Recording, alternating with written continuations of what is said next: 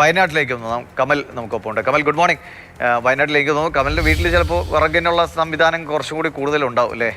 കുറച്ച് സ്ഥലമൊക്കെ ഉള്ളതുകൊണ്ട് പിന്നെ അഡ്ജസ്റ്റ് ചെയ്ത് പോകാൻ പറ്റും. പക്ഷേ കൽപ്പറ്റ പോലുള്ള നഗരങ്ങളിലൊക്കെ വീണ്ടും ഈ പ്രതിസന്ധിയാണെങ്കിലും പൊതുവെ പ്രതിസന്ധിയെ മറികടക്കാൻ കുറച്ച് എളുപ്പം വയനാട്ടിലായിരിക്കും തോന്നുന്നു. Divesh, good morning.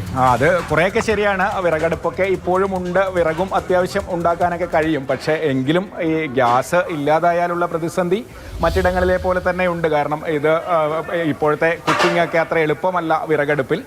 ഞാനിപ്പോൾ നിൽക്കുന്നത് ദിവേഷ് പറഞ്ഞതുപോലെ കൽപ്പറ്റയിലാണ്. കൽപ്പറ്റ നഗരത്തിലെ വനിതാ മെസ്സാണ്. ഇവിടെ ഇതിൻ്റെ ഒരു പ്രത്യേകത എന്ന് പറഞ്ഞാൽ ഒരുപാട് സർക്കാർ ഉദ്യോഗസ്ഥർ, മാധ്യമപ്രവർത്തകർ, അതായത് മറ്റിടങ്ങളിൽ നിന്ന് ഇവിടെ വന്ന് താമസിക്കുന്ന ആളുകൾ 3 നേരം ഭക്ഷണം കഴിക്കുന്ന ഒരിടമാണ്.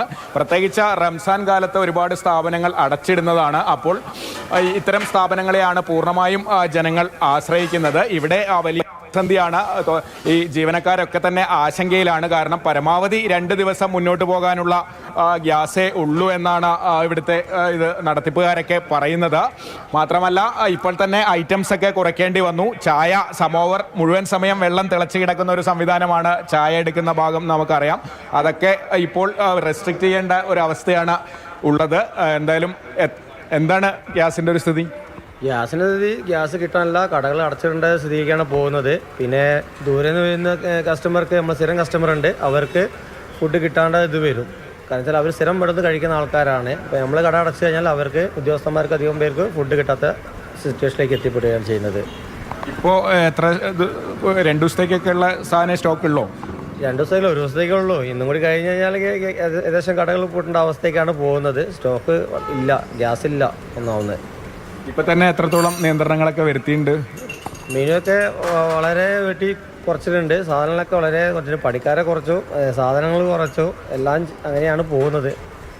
അപ്പോൾ അതുപോലെ നിങ്ങൾ സാധനം എടുക്കുന്ന പച്ചക്കറിക്കാരാണെങ്കിലും ചിക്കൻ കട, അവർക്കും ഒക്കെ ഇത് ബാധിക്കില്ല? നിങ്ങളൊക്കെ വാങ്ങുന്ന അളവ് കുറച്ചിട്ടുണ്ടാവില്ലേ? അതെ, അവർക്കൊക്കെ നല്ല ബാധിച്ചിട്ടുണ്ട്. നമ്മളിപ്പോൾ പാലായാലും ശരി, പച്ചക്കറി ആയാലും ചിക്കൻ ആയാലും മീനായാലും അവർക്കൊക്കെ നല്ല ബാധിച്ചിട്ടുണ്ട്. അവരൊക്കെ സാധനം നമ്മൾ ഇങ്ങനെ വിളിച്ചുകൊണ്ട് എന്താ നാളെ തുറക്കോ വെച്ച് ചോദിക്കുക. നമ്മളവിടെ ഗ്യാസ് കിട്ടിയാൽ തുറക്കും, ഇല്ലെങ്കിൽ നമ്മൾ കൂട്ടേണ്ട അവസ്ഥയ്ക്ക് പോകുന്നതാണ് നമ്മൾ പറയുന്നത്.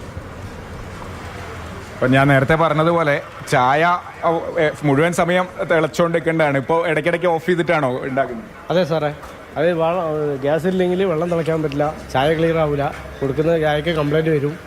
പിന്നെ വെച്ചാൽ ഇതിൻ്റെ കാര്യങ്ങളെന്ന് വെച്ചാൽ മറ്റുള്ളവർക്ക് ഇതിൻ്റെ ബുദ്ധിമുട്ടുകൾ, ചായ കുടിക്കാൻ ഇവിടെ വന്ന് താമസിച്ച് സർക്കാർ ഉദ്യോഗം ചെയ്യുന്നവർക്കൊക്കെ ചായൻ്റെ ഇത് ബുദ്ധിമുട്ടുകളും ബ്രേക്ക്ഫാസ്റ്റൊക്കെ ചെയ്യുന്നതിന് വളരെ ബുദ്ധിമുട്ടുകളുണ്ട് ഈ ഗ്യാസിൻ്റെ പ്രശ്നത്തിൽ. നിങ്ങൾ തൊഴിലാളികൾ എത്രത്തോളം ആശങ്കയിലാണ് പണീൻ്റെ കാര്യത്തിൽ? പണീൻ്റെ കാര്യത്തിൽ ഇപ്പോൾ എന്ന് വെച്ചാൽ ഇപ്പോൾ ഇങ്ങനത്തെ പോവുകയാണെങ്കിൽ ഇപ്പോൾ തൊഴിലാളികൾ കുറയ്ക്കേണ്ടി വരും ഇവിടെ.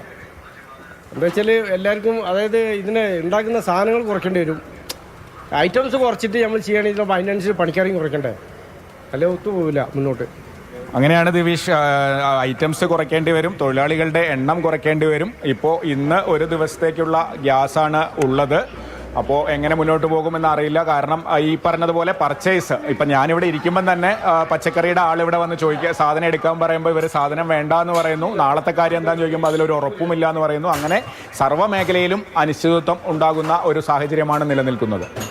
ശരി, ഇതാണ് അവസ്ഥ. കൽപ്പറ്റയിൽ നിന്നുള്ള കാഴ്ചകളാണ് ഇപ്പോൾ കമൽ സൂചിപ്പിച്ച പോലെ. അവിടെ ഗ്രാമങ്ങളിലൊക്കെ കുറച്ച് വിറക് സംവിധാനമൊക്കെ ഉണ്ടെങ്കിലും ഈ നഗരപ്രദേശങ്ങളിൽ ഈ വന്ന് താമസിക്കുന്നവർ, ജോലിക്കായി ഒക്കെ എത്തുന്നവരൊക്കെ വല്ലാത്ത പ്രശ്നം.